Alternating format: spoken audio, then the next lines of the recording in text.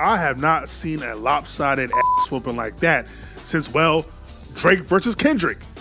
Kendrick whooped Drake's ass so bad in a hip-hop beef that now he is going to be the first ever solo rapper to headline a Super Bowl during a halftime show.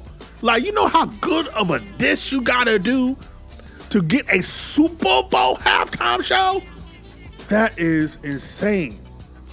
And I started thinking to myself, man, what did he do to make them niggas that mad? Now, I didn't watch the entire debate last night because I like having all my brain cells. And watching Trump, you are guaranteed to lose some. But I did catch the highlights. And in the words of Kendrick, Kamala told Trump, I hate the way that you walk, the way that you talk. I hate the way that you dress. You're not no colleague. You're a fucking colonizer. Harris gave Trump something that he's been desperately needing probably his entire life. And that is a black ass whooping. A whooping that only a black mom or black dad could give you. You understand? Yes, Captain. Yeah, now when they see that, they don't want to see what else gonna happen after that. Now, if you crack that whip like that, only thing, you can't complete a sentence. You gotta do things like, boy, I done told you. Next time I tell you, Wow, that's very impressive. Something that had Donnie gotten that growing up as an adolescent, as a mischievous little crumb snatcher, maybe, just maybe, he wouldn't be the gremlin that he is today. And at the same time, I don't think anybody is surprised by what happened on stage. Kamala is a college graduate, former attorney general, senator, and current vice president of the United States versus a horribly tan former reality TV star that has bankrupted every business that he's ever been handed to him by his daddy. It has no qualifications to be president, even though he was formerly president himself. Ladies and gentlemen, this is America. Only in America could you see polar opposites of this magnitude in a debate to make their case about who should be the leader of the free world. But then again, the history of America has always been based off one phrase, white mediocrity. It's always been moved by white mediocrity. That's why in the history books of every school, they talk about Christopher Columbus and how great of a person he was. They gave him his own holiday. Why? Because he discovered America. Christopher Columbus discovering America is the equivalent of a crackhead breaking into your house and discovering your TV so they can pawn off that TV for some old crack. No different from every name that's in front of a library, in front of a school, or face that is even on your money. And God we trust, right? A bunch of slave owners and colonizers. Why? Because this is America. The ultimate okie doke, the facade of freedom. Waving the flag, saluting the Statue of Liberty, all these false idols that represent what it means to be an American. America, but yeah. The same America that not too long ago, a NFL player had the unmitigated gall, the nerve to kneel during the national anthem. And the result of that was he lost his job because conservatives and so-called Americans and powers that be, most likely white owners of these NFL teams, lost their minds. Because it's supposed to be the for the land of the free. I care more about the symbolism and idea of freedom than the actual action of freedom. Colin Kaepernick is best known not for his performance on the field, but rather this one, on the sidelines. Kneeling during the U.S. national anthem has become Kaepernick's signature move, a gesture to protest discrimination against minorities in the U.S. We have a lot of people that aren't treated equally, aren't given equal opportunities. Police brutality is a huge thing.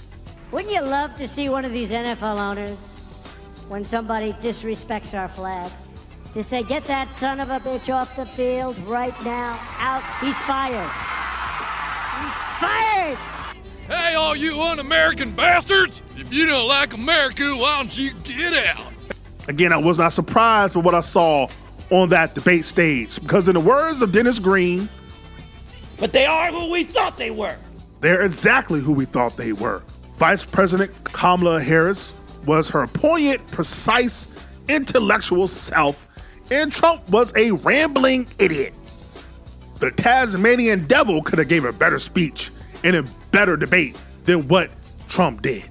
But this video is not about Trump. This video, like I said, is about Kamala and what a great job she has done in the past 45 days to over 45 days of taking the baton from old Joe to continue the race to try to keep whatever remnants of democracy we have intact while looking forward to the future to making a better America than what we had yesterday. Do I think Harris is the savior of democracy? Is she the end all be all? And is she gonna do everything she said she's gonna do? No. Why? Because she is a politician. When someone tries to decide who to vote for, it's like a Eminem Rihanna collab. I love the way you lie. Who can have the best lies or lie the least? That is what America has always been based off of when it comes to politicians and voting. But I think it's very important at this particular time to not get caught up in the web of Donald Trump, because he is a comic book villain that if you allow him to, that big old orange blob with a wig will go around trying to steal your joy, your happiness, and make you hateful and evil, angry and mad. And you cannot allow that. I don't care what he tweets. I don't care what he says. You cannot allow him to steal your joy. Even his minions, I don't care what they tweet, I don't care what they say, do not allow them to steal your joy. We have to remain determined. We have to keep our eye on the ball. We cannot move in a spirit of fear, because we will be no better than Trump. So yes, we can get busy talking about how if we vote for Trump, it'll be the end of democracy. We can do all that, but at the end of the day, people don't get moved by fear.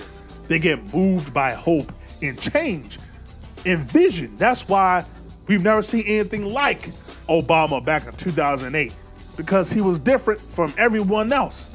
He was able to capture the hearts of Americans all across the country, doing something I've never seen before. I've never seen people come together like that since watching a Michael Jackson concert.